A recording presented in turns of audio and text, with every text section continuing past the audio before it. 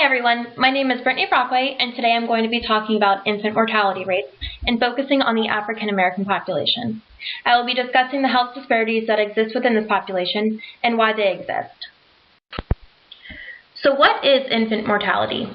The CDC describes infant mortality as the death of an infant before their first birthday.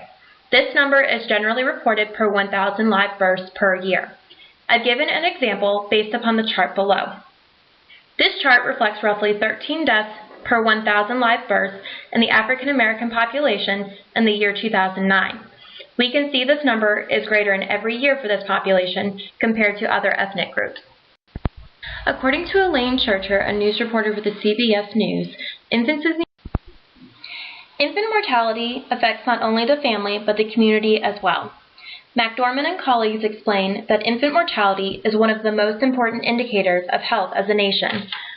This is because it is associated with a variety of factors, including maternal health, quality and access to medical care, as well as socioeconomic conditions. Looking at this chart provided by the CDC, we can see again African American infants are nearly 2 times as likely to die within their first year of life compared to all other races. So why do these health disparities exist within this population? The first reason is limited access to quality education. This includes prenatal, postnatal, and pregnancy prevention techniques.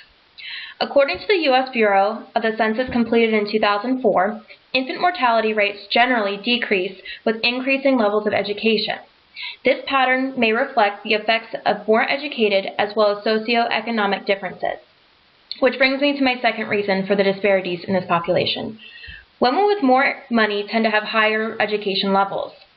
Looking at this chart, we can see that African Americans are nearly 2 times as likely to die, regardless of income level. However, African Americans are more likely to experience residential segregation. Residential segregation decreases occupation opportunities, and thus the mother receives decreased income, which then affects the quality of care she receives. Lastly, African American women are more likely to experience interracial discrimination. This experience can lead to increased stress levels on the mother, which can impact healthy development of a fetus.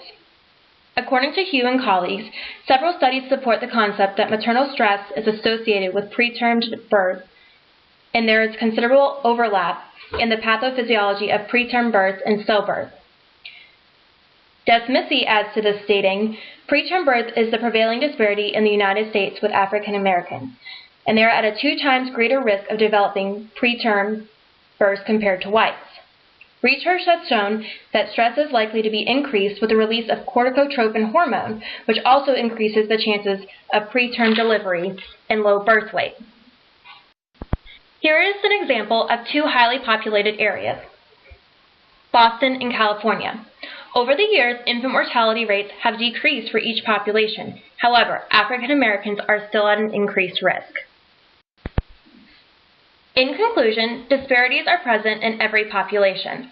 The reason why African Americans are more likely to experience infant mortality is because they have limited access to quality education, they experience residential segregation, and that impacts income and access to the resources, and they experience higher levels of stress from interracial discrimination.